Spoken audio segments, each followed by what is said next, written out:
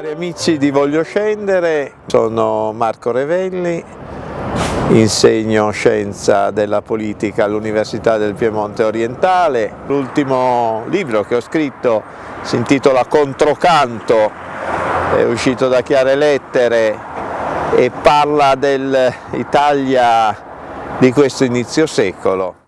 Oggi parliamo di Fiat. Fiat è un acronimo, vuol dire Fabbrica Italiana Automobili Torino.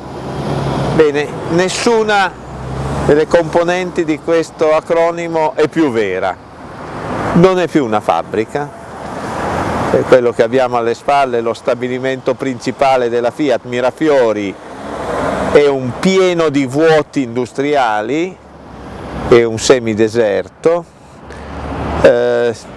non fa più automobili, o comunque non fa più solo automobili, anzi la maggior parte del valore lo fa con altri prodotti e altre attività.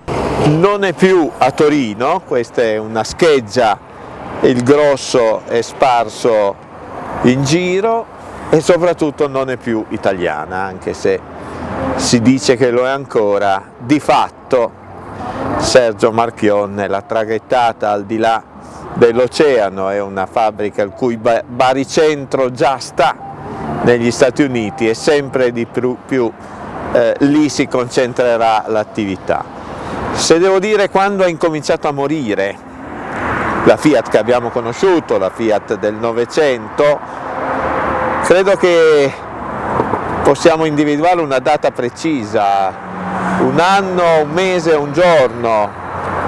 Ha incominciato a morire nell'ottobre del 1980, quando qui a Torino si consumò una sconfitta storica, i 35 giorni della Fiat, la marcia dei 40.000, l'espulsione di 23.000 lavoratori.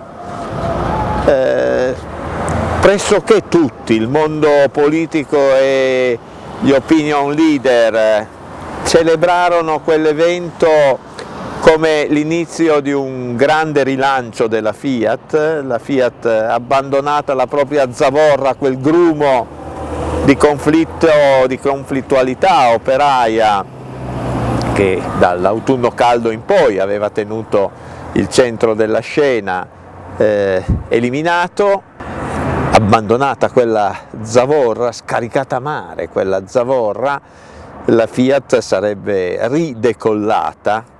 In realtà è incominciato allora il declino. L'era Romiti è stata l'era della finanziarizzazione, della diversificazione produttiva, che in realtà era la scelta di fare soldi senza fare macchine.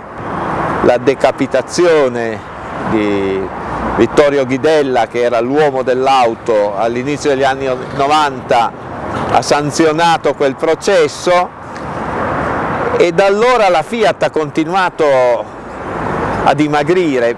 Solo a Torino alla fine degli anni 70 c'erano 130.000 dipendenti diretti della Fiat Auto, 130.000 operai tecnici e impiegati. Vuol dire che intorno alla Fiat giravano, tenendo conto delle famiglie, 300.000-400.000 persone, quasi metà della popolazione torinese, concentrati in 5-6 grandissimi stabilimenti. Qui a Mirafiori lavoravano appunto 60.000 operai. Oggi a Torino ce ne sono poco più di 10.000, tutti concentrati qui, si aggirano come solitari abitanti di un deserto. La produzione è stata esternalizzata, filiere lunghe, est europeo, Turchia, America Latina, qui è rimasto quasi nulla. Possiamo dire che il declino della Fiat ha accompagnato il declino di questo paese.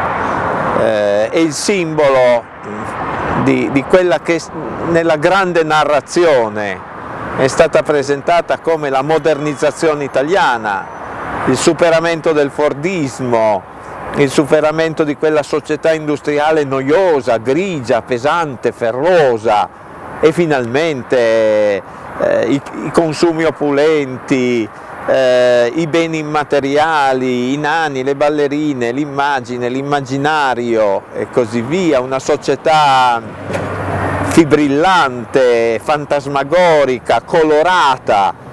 Anche Torino, che era grigia e ferrosa, è diventata colorata, ma è comunque una città e un paese che stanno su un piano inclinato, che hanno incominciato ad arretrare, che non producono più valore, che consumano senza produrre valore, che consumano la propria storia, la propria memoria e la propria ricchezza.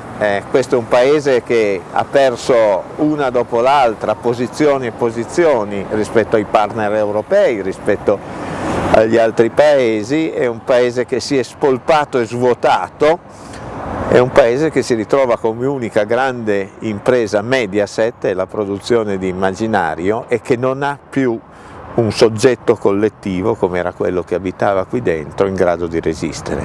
Sergio Marchionne ha presentato un piano industriale, un piano da 20 miliardi di euro, un piano che mette su un piatto della bilancia delle promesse e sull'altro piatto della bilancia dei diktat, che dice che forse, se il mercato lo permetterà, si investirà, ma che chiede fin da subito disponibilità piena e rinuncia ai diritti. Quello che è successo a Pomigliano è esemplare, e intanto lavora per Chrysler.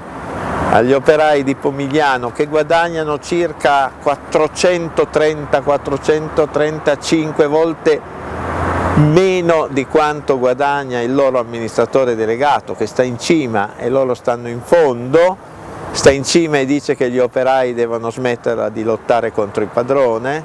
Agli operai di Pomigliano, agli operai della Fiat, turni a ciclo integrale, cancellazione anche dei minuti delle pause, ritmi forsennati e richiesta di rinunciare al diritto di sciopero, e dall'altra parte un capitale che libero gira per il mondo per posarsi laddove ritiene più utile fare.